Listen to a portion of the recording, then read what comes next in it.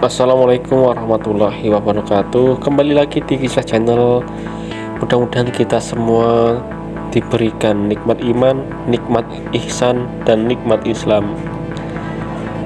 Kisah Channel akan membahas berbagai cerita yang tentunya inspiratif sekali.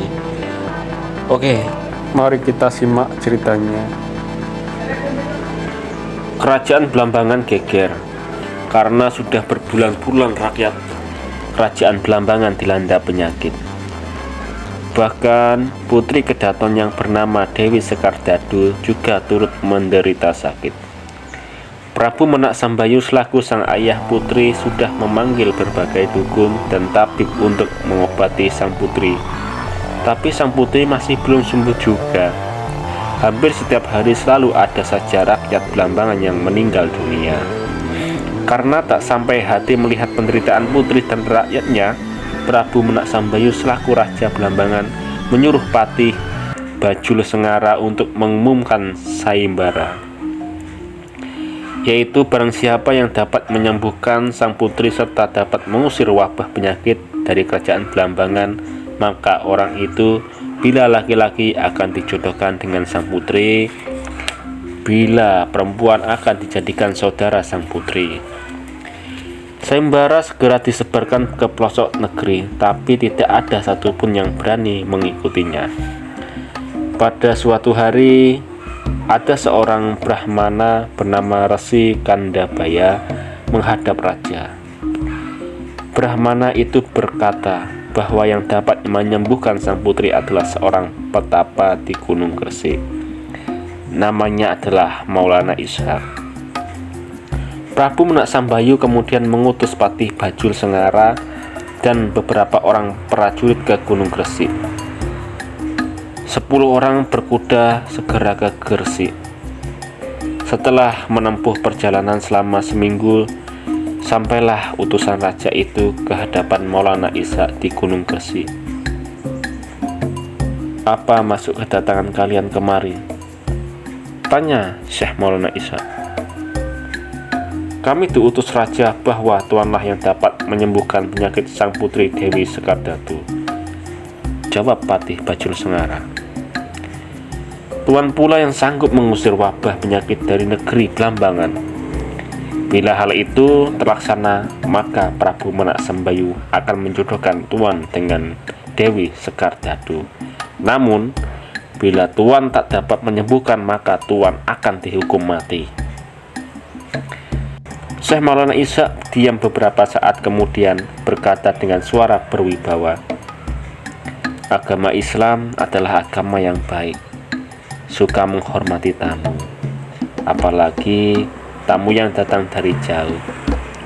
Aku tidak sampai hati mengecewakan hati rajamu. Aku akan datang ke Blambangan untuk menyembuhkan putri dan rakyat Blambangan. Ini kulakukan dengan ikhlas tanpa mengharapkan imbalan jasa, bukan karena iming-iming atau dijodohkan dengan Dewi Sekardadu. Nah, sekarang berangkatlah kalian lebih dahulu." Patih Bajul Sengara kemudian mengajak anak buahnya kembali ke Blambangan. Mereka harus menempuh perjalanan 1 minggu untuk sampai ke Blambangan. Dari sini dapat disimpulkan betapa jauhnya jarak antara Gunung Gresik dengan Blambangan. Ketika Patih Bajul Sengara sampai ke keraton Blambangan, hatinya terkejut bukan main. Suasana keraton tampak meriah sekali. Setelah diselidiki, ternyata Prabu Menak Sambayu sedang merayakan hari ke-7 perkawinan antara Dewi Sekardadu dan Syekh Maulana Ishak. Patih Bajul Sengara tercengang. Dia masih belum percaya atas keterangan beberapa penggawa kerajaan. Dia pun segera masuk ke dalam istana dan bertemu dengan Prabu Menak Sambayu. "Kemana saja kau ini, Patih?" tanya Prabu Menak Sambayu. "Loh, sudah jelas hamba baru datang dari Gunung Gresik," jawab sang Patih. "Beberapa lama waktu yang diperlukan untuk datang ke Gresik?" tanya Prabu Menak Sambayu. 6 hari, Gusti. Jadi kami berada di perjalanan selama 12 hari, sahut Patih Baju Sengara. Gusti Prabu, apa sebenarnya yang telah terjadi? Sungguh aneh, gumam Sang Prabu. Pada hari ke-6 sejak kepergianmu ke Gunung Gresik, Maulana Isa sudah datang ke istana ini. Dia telah berhasil menyembuhkan Dewi Sekardadu. Dan sesuai dengan janjiku, maka kujodohkan dia dengan putriku. Sekarang ini adalah perayaan hari ke-7-nya, perkawinan antara Isa dan putriku. Patih Bajul Sengara tercengang mendengar keterangan itu. Sewaktu berada di Gunung Gresik, dia telah disuruh berangkat lebih dahulu oleh Maulana Isa. Tapi Maulana Isa yang tampaknya hanya berjalan kaki itu ternyata sudah sampai lebih dahulu ke Blambangan. Berarti Maulana Isa itu bukan orang yang sembarangan. Patih Bajul Sengara masih setengah percaya. Kemudian dia segera menemui Maulana Isa. Dia khawatir jangan-jangan ada yang mengaku sebagai Maulana Isa yang datang ke Blambangan. Setelah bertemu dengan Maulana Isa, barulah Patih Bajul Sengara merasa yakin bahwa lelaki yang bersanding dengan Dewi Sekardadu itu memang Syekh Maulana Isa. Sesungguhnya Syekh Maulana Isa itu mempunyai karomah yang mengagumkan. Hanya dalam beberapa kejap mata dia dapat berpindah tempat dari Gunung Gresik ke Istana Blambangan. Setelah pesta 7 harinya perkawinan Syekh Maulana Isa dengan Dewi Sekardadu, banyak para penduduk Blambangan yang datang berobat kepada Syekh Maulana Isa sembari belajar agama Islam. Mereka yang berobat kepada Syekh Maulana Isa, mereka yang berobat seketika langsung sembuh hingga makin banyak penduduk yang simpati kepada Syekh Maulana Isa. Tidak begitu lama, Syekh Maulana Isa sudah mempunyai pengikut yang jumlahnya tidak sedikit. Makin hari, makin banyak penduduk Blambangan yang memeluk agama Islam. Lama-lama para pembesar kerajaan termasuk Prabu Menak Sambayu menjadi khawatir dan marah atas pengaruh Syekh Maulana Isa dan para rakyat Blambangan. Lebih-lebih setelah mereka tahu bahwa agama Islam melarang pemeluknya makan daging yang tidak disembelih karena Allah. Ajaran Syekh Maulana Isa melarang kesenangan makan babi, ular, dan binatang-binatang haram lainnya. Juga melarang kesenangan minum arak, berjudi, berzina, dan menyembah berhala.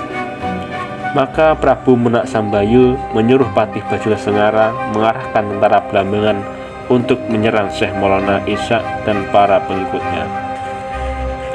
Syekh Maulana Isa langsung maju ke depan ketika melihat pasukan Blambangan dikerahkan ke pesantrennya.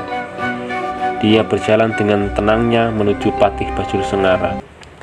Anehnya, tidak seorang pun prajurit Blambangan yang berani menghalangi langkahnya. Tujuan dakwah Syekh Maulana Isa adalah menyadarkan mereka yang salah, bukan membasmi mereka yang berbuat salah. Maka Syekh Maulana Isa meminta perang tidak diteruskan. Beliau bersedia meninggalkan Blambangan. Mendengar pernyataan itu, Sang Patih Bajul Sengara tidak meneruskan serbuannya. Bila Tuhan hendak meninggalkan kami, siapa yang membimbing kami belajar agama Islam? Tanya salah satu murid Syekh Maulana Isa. Istriku. Istriku sedang mengandung. Anak di dalam kandungannya itulah yang kelak akan melanjutkan perjuanganku, ujar Syekh Maulana Isa. Perkataan Syekh Maulana Isa itu sempat terdengar oleh Patih Bajul Sengara dan prajurit Blambangan lainnya. Dengan hati mendongkol, mereka segera kembali ke keraton Blambangan. Kini tibalah saatnya Syekh Maulana Isa berpamit pada istrinya yang sudah hamil 8 bulan. Istriku, jangan kira aku tidak menyayangimu. Tapi demi kedamaian segala pihak, agar tidak terjadi pertumpahan darah di antara kita, maka relakanlah aku pergi meninggalkan Blambangan. Tidak berapa lama kemudian Dewi Sekardadu melahirkan bayi laki-laki yang elok wajahnya.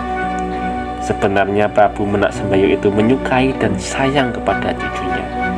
Tapi atas hasutan Patih Bajul Sengara, terpaksa perintahkan prajurit Blambangan membuang bayi itu dalam sebuah peti mati ke tengah samudra. Bayi yang dilahirkan Dewi Sekardado itu dibuang karena Patih Bajul Sengara pernah mendengar perkataan Syekh Maulana Ishak bahwa yang melanjutkan dakwah Islam di Blambangan adalah anak Dewi Sekardado. Wanita mana yang kuat menanggung derita seperti yang dialami Dewi Sekardado? Sesudah ditinggal suaminya, kini harus merelakan anak satu-satunya dibuang di samudra. Sejak peristiwa pembuangan anaknya, wanita itu jadi sakit-sakitan dan tak lama kemudian dia meninggal dunia. Sementara itu, peti berisi bayi yang dibuang ke tengah laut tersebut telah berada di Selat Bali. Ada sebuah kapal dagang dari Gresik yang melintas di Selat Bali dan kemudian menabrak peti itu. Sungguh aneh, kapal itu tidak dapat bergerak saat menabrak peti tadi.